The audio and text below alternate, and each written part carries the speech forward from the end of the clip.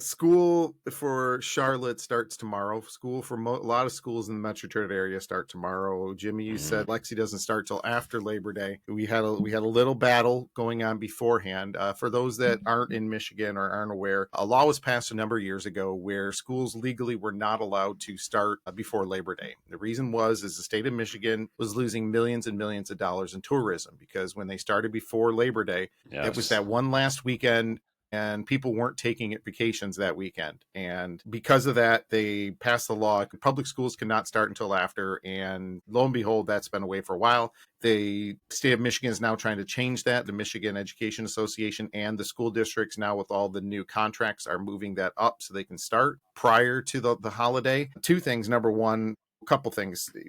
Football starting and school's not in session. And that's always a weird thing when you've got football games before school even starts. It's kind of nice to be able to start. So that way, especially if there's snow days, anything else, it gives schools a little more leeway and the kids get out of school a little bit earlier. Instead of a lot of these schools getting out the end of June nowadays, middle of June, now they can get out towards, I always remember getting out early in June and late in May. I will comment on this topic, but Miller, you said no politics, so...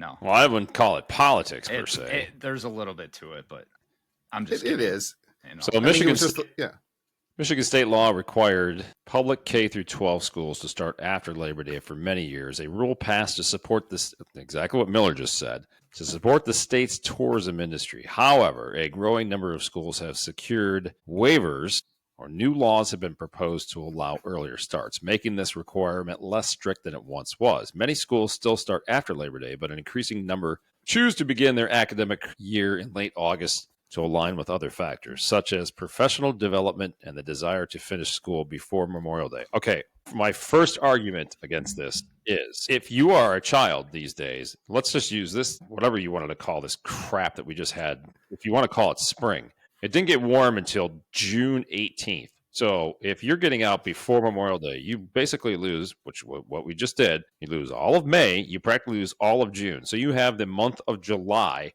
for summer vacations. And you can talk what you want about going year-round and everything else. Summer is the time for vacations. People take off for work. Obviously, the kids are out of school.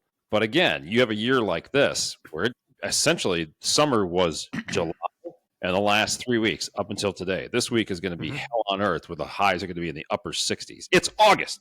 It should be 100 degrees. No, I mean, it's healthy for kids to have time off, period. The law was enacted to keep students out of school during the peak summer tourism season. Again, to Miller's point, and a very valid point at that, allowing them to work and families to spend money at tourist destinations. And this is actually what Ohio, because of course I have accounts in Ohio that I talk to all the time, and they actually have said we need to emulate what Michigan's doing because the same exact thing is happening where the tourism industry in Ohio is basically decimated for the month of August. Those kids go back the second week in August. Essentially, summer's over by the time the end of July rolls around. And in my opinion, again, this is just my opinion, that is way too short. You're getting out in May. It's still cold. Say what you want. It's still cold.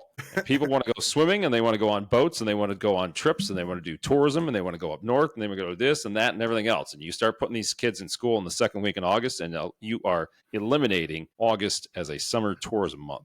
So there you go.